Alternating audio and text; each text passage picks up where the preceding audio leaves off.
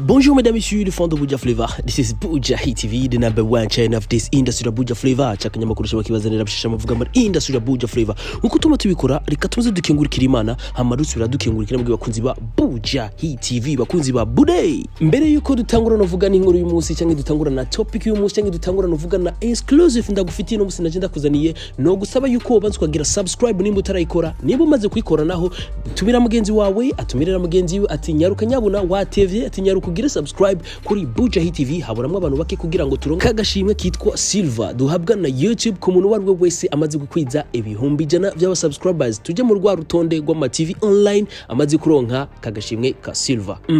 Ati rero umunsi naje nagenda gufitiye inkuru imeze gute, nagenda gufitiye nuvuga amakuru ameze gute, nagenda gufitiye exclusive imeze gute, nagenda gufitiye topic imeze gute. Hari ku munsi wa gatandatu itariki 16 z'ukwezi kw'icumi umwaka wa 2021 mu gihugu cya Leta Zunze Ubumwe za Amerika, benshi mukunze kwita Amerika, abandi USA, abandi Etats-Unis, abandi novuga United States of America. Muri Houston, Texas hari habereye novuga ubugeni bw'amateka bwari bwitabiriwe novuga n'abantu benshi cyane, abarundi ba muri ico gihugu, abanyafrika basanzwe ba muri ico gihugu n'abanyamerika ku bwabo bari babwitavye. Burika ko ari ubugeni bwari bwiteguriwe n'abantu benshi cyane, abantu benshi babyifuza kubijamwo.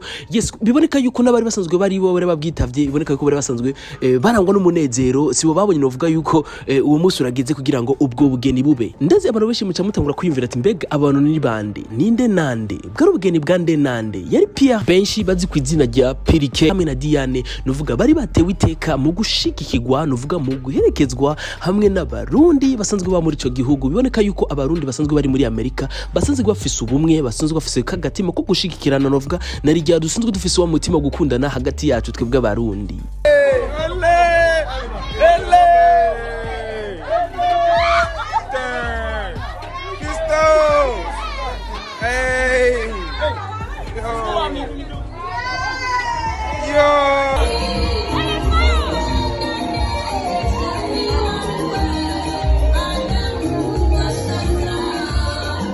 Ngira ko kandi ndababwira yuko dote bari bayigiriye hano nuvuga ku butaka bw'u Burundi, mariage niyo bahisemo nuvuga kugirira ku butaka bwa Amerika. Hama ndababwira yuko umuhungu wewe yarasanzwe yibera muri Etats-Unis, yasanzwe yibera muri Amerika, muri bamwe bakunze kuvuga ngo n'abadiaspora. Hama umukobwa wewe yibera ngaha nuvuga ku butaka bw'u Burundi, ataronka amahigwe Imana ikimuhuza n'uwiwe bagiye kwibanira akabaramata ari we Pierre, benshi bazi ku izina rya Pirike. Ni Pierre rero Rukata hamwe na Diane Gahimbare, kubiboreka ko uwo munsi bari bawiteguriye, nuvuga uwo munsi wari umunsi mwiza cyane kuri bo.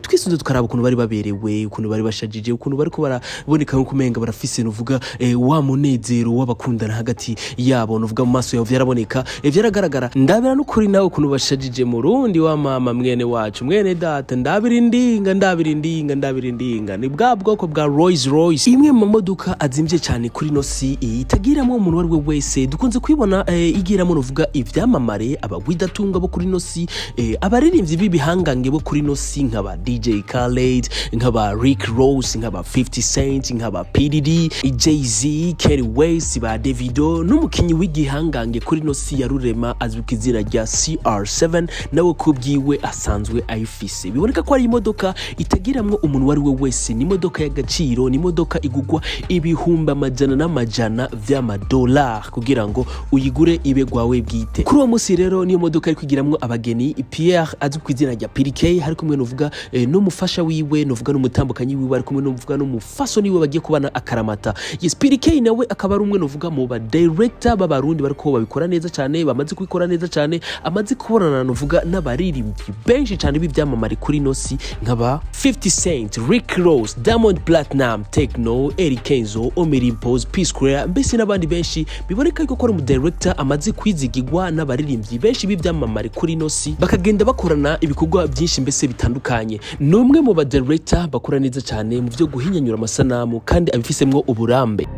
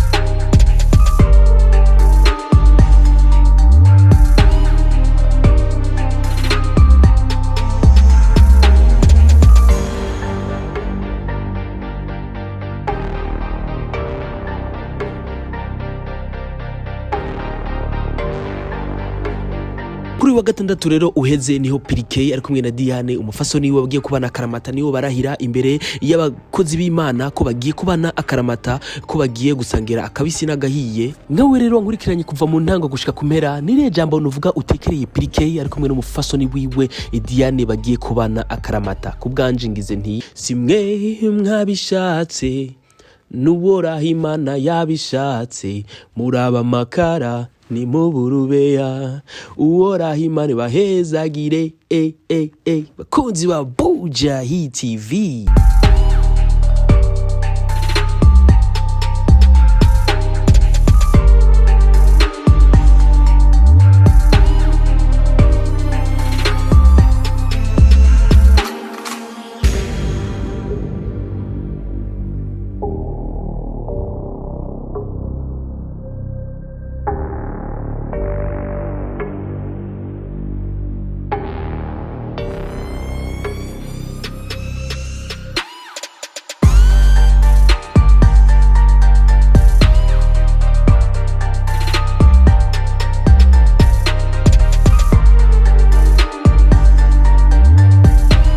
Tuzosubira rero inshallah imari bikunze, wari kumwe na Benny kuri micro, nuvuga mu buhinga bw'ibyuma yari Juma G Professional kumwe na CK Professional. Hamanda gutumira kandi ko wagira subscribe nimba maze kuyigira, naho tumira mugenzi wawe atumira mugenzi we umubwire ko akwiye kugira subscribe kuri Buja Hit kugira ngo dukwize bya bihumbi ijana vy'aba subscribers kugira ngo natwe turonke agashimwe ka YouTube. Tuzosubira rero naho gutaha, bye bye.